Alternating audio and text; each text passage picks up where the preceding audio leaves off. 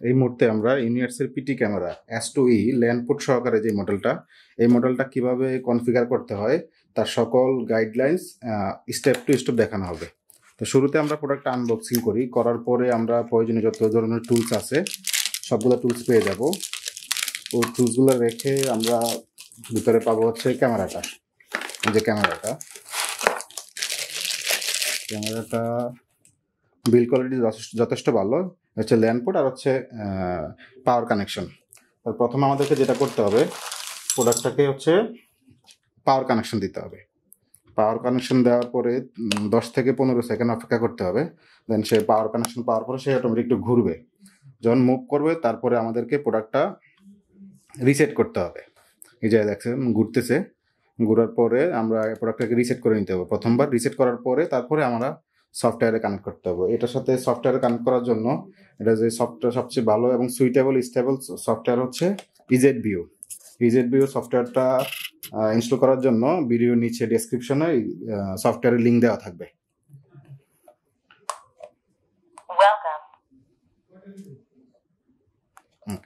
এই মুহূর্তে আমরা এটা রিসেট করার জন্য নিচে একটু উপরে যখন চাপ দিলে একটা বাটন আছে, বাটনটা একটু কিছুক্ষণ চাপ দিয়ে ধরে রাখবো 5 থেকে 10 সেকেন্ড।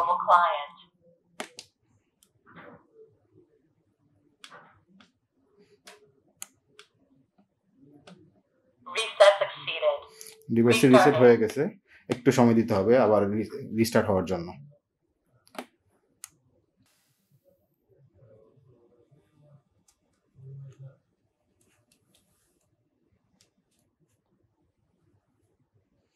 ডিভাইসটি রিস্টার্ট হয়ে গেছে।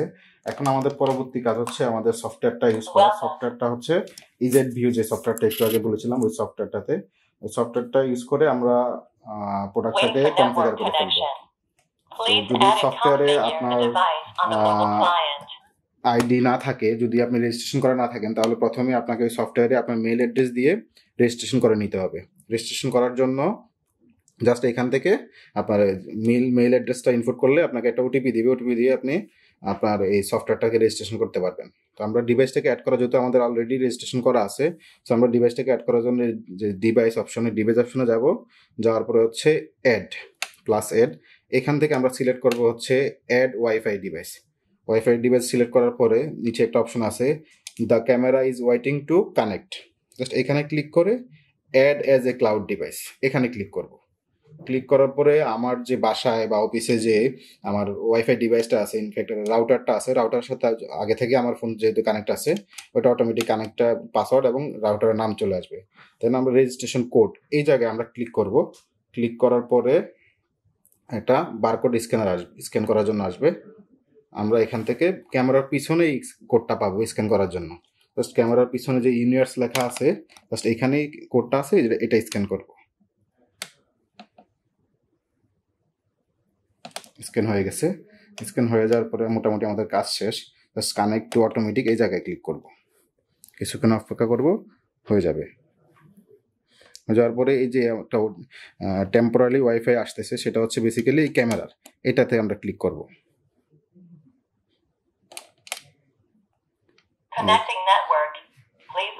ডিভাইসটি অলরেডি নেটওয়ার্কের সাথে কানেক্ট হয়ে গেছে।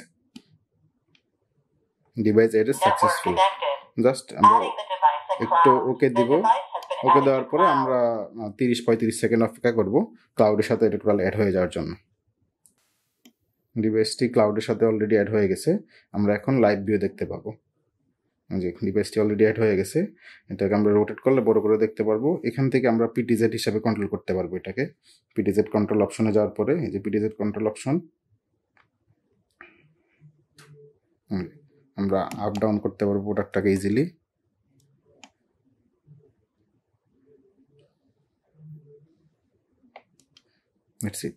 এটা খুবই সহজ একটা স্টেপ আপনার এটা কানেক্ট করার জন্য। 2-1 বার এই ভিডিওটা দেখলে আশা করি সবাই করতে পারবেন, কোনো সমস্যা নেই। Thank you.